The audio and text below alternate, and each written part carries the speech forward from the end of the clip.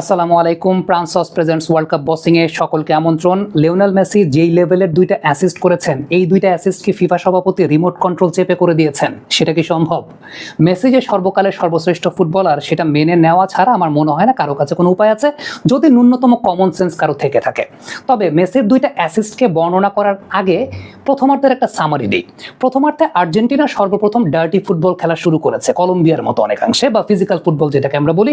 একটু পরে ইংল্যান্ডও সেই ডার্টি বা ফিজিক্যাল ফুটবলে জয়েন করেছে। দুপক্ষ মিলে প্রথমার্ধটাকে মোটামুটি একটা রেসলিং কাইন্ড অফ ম্যাচ বানিয়ে রেখেছিল, যে কারণে প্রথমার্ধে 19টা ফাউল হয়েছে, যার 12টা আর্জেন্টিনা করেছে, 7টা করেছে ইংল্যান্ড। আপনি যদি আমাকে ব্যক্তিগতভাবে বলতে পারেন, আমি বলবো দুপক্ষই প্রথমার্ধে আরো বেশি কার্ড ডিজার্ভ করতো, বাট রেফারি এই ফিজিক্যাল ফুটবলটাকে আসলে মেনে নিয়েছিলেন, যে কারণে না পারতে দুই পক্ষকে একটা একটা করে ইয়েলো কার্ড দেখিয়েছেন। আদারওয়াইজ এই ম্যাচের ইন্টেন্সিটি ওয়াইজ রেফারি ধরেই নিয়েছেন যে এই ম্যাচে ফিজিক্যাল ফুটবল হবে, কার্ড উনি খুব বেশি দেখান নাই, না পারতে দেখিয়েছেন। বাট আপনি আমার ব্যক্তিগত মতামত চাইলে দুপক্ষই আরো বেশি কার্ড ডিজার্ভ করে। এবারে মেসির অ্যাসিস্ট নিয়ে কথা বলতে চাই। প্রথম যে অ্যাসিস্টটা, মেসির পায়ে যখন বলটা আসলো সেকেন্ড টাইম, মেসি বাঁ দিকে যেভাবে ড্রিবলটা নিলেন, এই ড্রিবলটাতেই তিনি পুরো পেনাল্টি এরিয়ার ভেতরে যত ডিফেন্ডার আছে সবাইকে বোকা বানিয়েছেন। কিভাবে বোকা বানিয়েছেন? তার এই ড্রিবলটা দেখে সবাই মনে করেছে তিনি এখন তার ট্রেডমার্ক যে ক্রস কিংবা শট আছে বারে, সেই ক্রস কিংবা শট তিনি নেবেন এবং সেটা ফার পোস্টে নেবেন। খেয়াল করে দেখবেন একজন ডিফেন্ডার কিন্তু ব্লকিং এর জন্য এগিয়ে এসেছিলেন তার দিকে। That was the deceiving factor. Messi সেই কাজটা করেন নাই। মেসি কি করেছেন? এনজো ফার্নান্দেজ ওই জায়গাটায় বক্সের বাইরে ফাঁকা ছিলেন, কারণ প্রত্যেকে প্রিপেয়ার ছিলেন মেসির ক্রসের জন্য।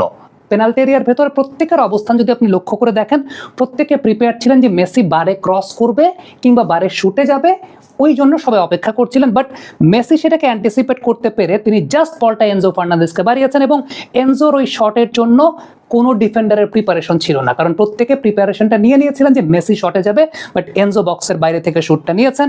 এর আগেও তিনি আরেকটা শুট নিয়েছিলেন, যেটা পিকফোর্ড ভালো সেভ করে দিয়েছেন। সো এক্ষেত্রে এনজো গোলটা পেয়েছেন। লিওনেল মেসির একটা মাস্টার ক্লাস অ্যাসিস্ট।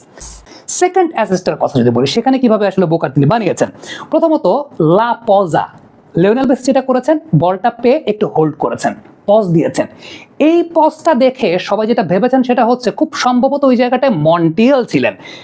মেসি হয়তো বা ওয়েট করছেন মন্টিয়েল একটা রান নিবে, অর্থাৎ ওই জায়গাটায় রাইট উইঙ্গার একটা রান নিবে, এটার জন্য অপেক্ষা করছিলেন সবাই।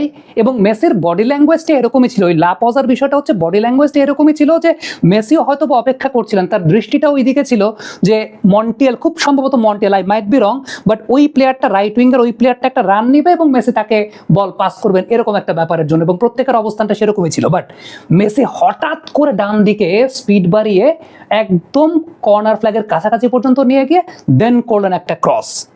এই ক্রসটাতে লাউতারো মার্টিনেজ গোলটা করলেন। লাউতারো মার্টিনেজ তো গোল করলেন, তবে এই গোলটার অ্যাসিস্টের সবচেয়ে ইম্পর্টেন্ট ব্যাপারটা ছিল লিওনেল মেসি তার ক্রসটা করেছেন ডান পায়ে, বাম পায়ে ক্রস করেন নাই, ক্রসটা করেছেন ডান পায়ে, তার দুর্বল পায়ে।